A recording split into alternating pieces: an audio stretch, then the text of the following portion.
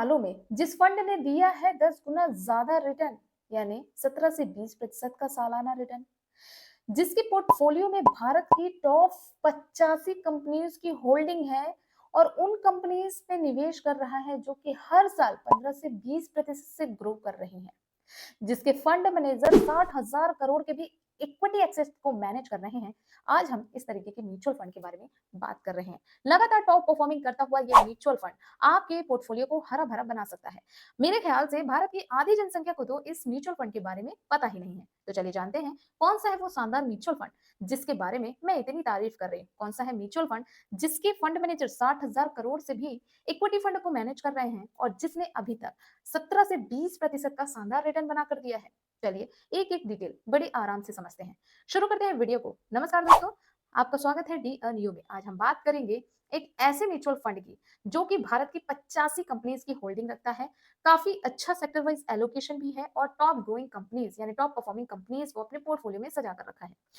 85 companies की holdings है। सो यहाँ पे एक दो कंपनी में अगर कोई प्रॉब्लम आती भी है तो भी इस फंड में ज्यादा डगमगाहट देखने को नहीं मिलेगी।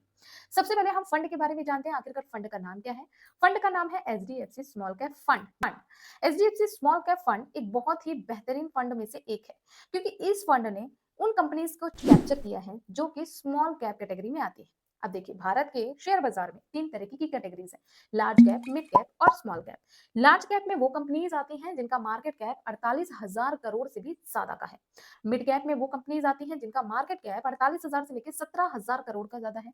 और स्मॉल कैप कैटेगरीज में वो कंपनियां आती हैं जिनका मार्केट कैप 17,000 करोड़ से नीचे का है। तो एचडीएफसी स्मॉल कैप फंड उन्हीं कंपनीज में निवेश करता है। इसकी बेसिक रणनीति क्या है दोस्तों? ये म्यूचुअल फंड उन स्टॉक्स को पिक करता है जो कि बॉटम अप परफॉर्म करते हैं, मतलब जिनकी पकड़ नीचे से मजबूत होती है और वो आगे चलकर हाई वैल्यूएबल परफॉर्मेंस दे सकते हैं। अगर परफॉर्मेंस की बात करूं तो ये फाइनेंशियल सेक्टर में निवेश करता है, टेक्नोलॉजी सेक्टर्स में निवेश करता है, हेल्थ केयर सेक्टर्स में भी निवेश आपको देखने को मिल जाएगा। इन कंपनीज का या इन सेक्टर्स का काफी ज्यादा आगे चलकर ग्रोथ पोटेंशियल आपको देखने को मिल सकता है। 5 कंपनीज की होल्डिंग देखते हैं दोस्तों। इस म्यूचुअल फंड ने fast source solutions private limited जैसी कंपनीज में होल्डिंग करके रखी। इसके अलावा bank of Baroda, power merge project limited, Sonata software जैसी टॉप होल्डिंग्स आपको देखने को मिल जाएगी।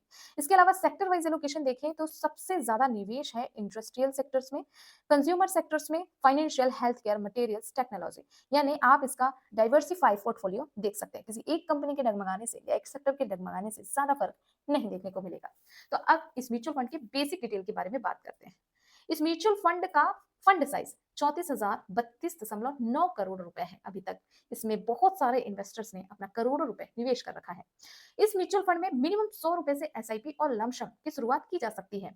यानी अगर आप बिगनर हो तो आप 100 रुपए महीने की बचत करके भी इस म्यूचुअल फंड में निवेश कर सकते हैं। म्यूचुअल फंड में निवेश करने के दो ही मोड होते हैं, एक एसआईपी और एक लमसम। तो दोस्तों, जैसा जिसको सुटेबल लगता है वो उस हिसाब से इस म्यूचुअल फंड में निवेश कर सकता है। अब सबसे इंपॉर्टेंट बात की बात करते हैं। इस म्यूचुअल फंड में जो भी कंपनीज को चुना गया है, क्या ये बेहतर परफॉर्म कर रही हैं? तो दोस्तों, अभी मैं आपको जिन कंपनीज के नाम बताई उन कंपनीज का आप पोर्टफोलियो चेक कर सकते हो कि उन्होंने कितना प्रतिशत रिटर्न बना के दिया है बीते हुए सालों में। फिलहाल हम इस म्यूचुअल फंड के रिटर्न की वैल्यू की बात करते हैं।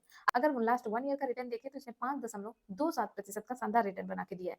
वहीं पे लास्ट 3 ईयर में 30.59 यानी 30.59% का शानदार रिटर्न बना के दिया है। पिछले 5 सालों में 35.64% का रिटर्न है और जब से फंड लॉन्च हुआ है तब से लेके अभी तक इसने 20.36% का रिटर्न बना के दिया है अपने इन्वेस्टर्स को। अब हम एक सिंपल से कैलकुलेशन की बात करते हैं। यदि कोई व्यक्ति 15 साल पहले इस म्यूचुअल फंड में 1 लाख रुपए निवेश करता तो 20% के एनालाइज रिटर्न से 15 सालों बाद उस फंड की वैल्यू हो जाती 15,40,702 रुपए। और यदि किसी व्यक्ति ने इस म्यूचुअल फंड में थोड़ा थोड़ा निवेश किया होता और महज 10,000 की भी एसआईपी शुरू की होती तो इस म्यूचुअल फंड में अब तक बन जाते 18 लाख के निवेश से 95,54,599 रुपए का बड़ा कॉर्पस। तो दोस्तों, इस म्यूचुअल फंड के फंड मैनेजर ने बहुत ही शानदार तरीके से इस म्यूचुअल फंड के पोर्टफोलियो को बनाकर रखा है। बहुत अच्छा डाइवर्सिफिकेशन आपको देखने को मिल जाता है। इस म्यूचुअल फंड में होने वाले खर्च के बारे में बात करते हैं। तो दोस्तों, मैं आपको एचडीएफसी के डायरेक्ट ग्रोथ प्लान के बारे में बता रही हूँ। अगर डायरेक्ट ग्रोथ प्लान का एक्सपेंस रेशियो या म्यूचुअल फंड के खर्च के बारे में बात करें तो सिर्फ 0.71% का ही आपको एक्सपेंस रेशियो देखने को मिलेगा। एग्जिट लोड की बात करें तो 1% का ही एग्जिट लोड है यदि कोई व्यक्ति समय से पहले या 1 साल के पहले पैसे को विड्रॉल करता है। कोई लॉकिंग पीरियड नहीं है। इस म्यूचुअल फंड की खासियत ये है कि इसने हर साल अपने बेंचमार्क को भी बीट करके दिया हुआ है।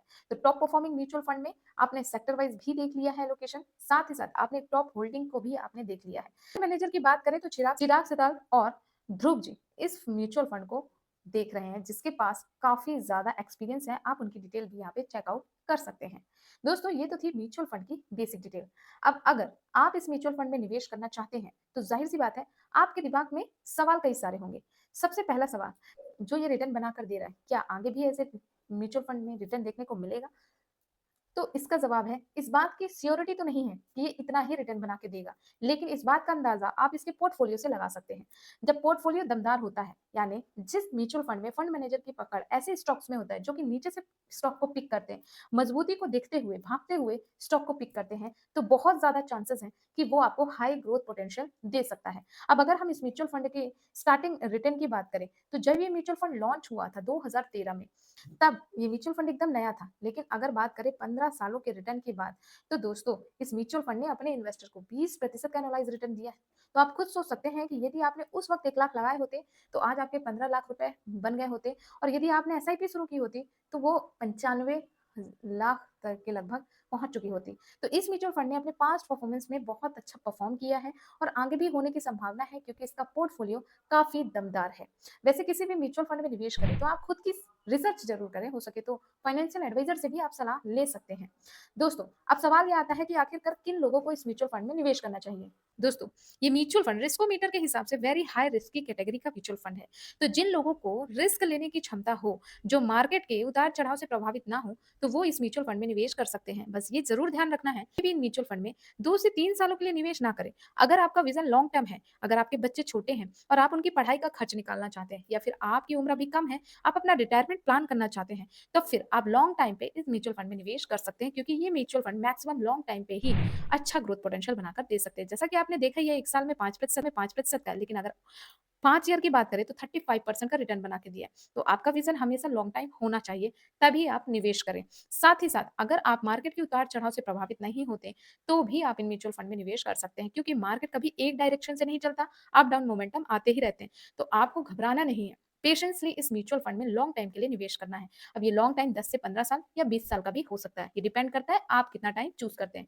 जितना समय म्यूचुअल फंड में देंगे, उतना ही अच्छा कंपाउंडिंग की पावर आपको देखने को मिल जाएगी। उम्मीद करती हूँ आज की वीडियो में आपने एचडीएफसी स्मॉल कैप फंड के डायरेक्ट ग्रोथ के बारे में ए टू जेड डिटेल समझी होगी। अगर फिर भी आपका कोई क्वेश्चन है तो आप हमें कमेंट में बता सकते हैं। अगर आपके लिए वीडियो जरा सी भी हेल्पफुल हो तो वीडियो को एक लाइक करके जरूर जाइए, शेयर करिए दोस्तों के साथ, और ऐसी इन्फॉर्मेटिव वीडियोस के लिए चैनल को सब्सक्राइब कर सकते हैं। मिलते हैं अगली वीडियो में। थैंक यू दोस्तों।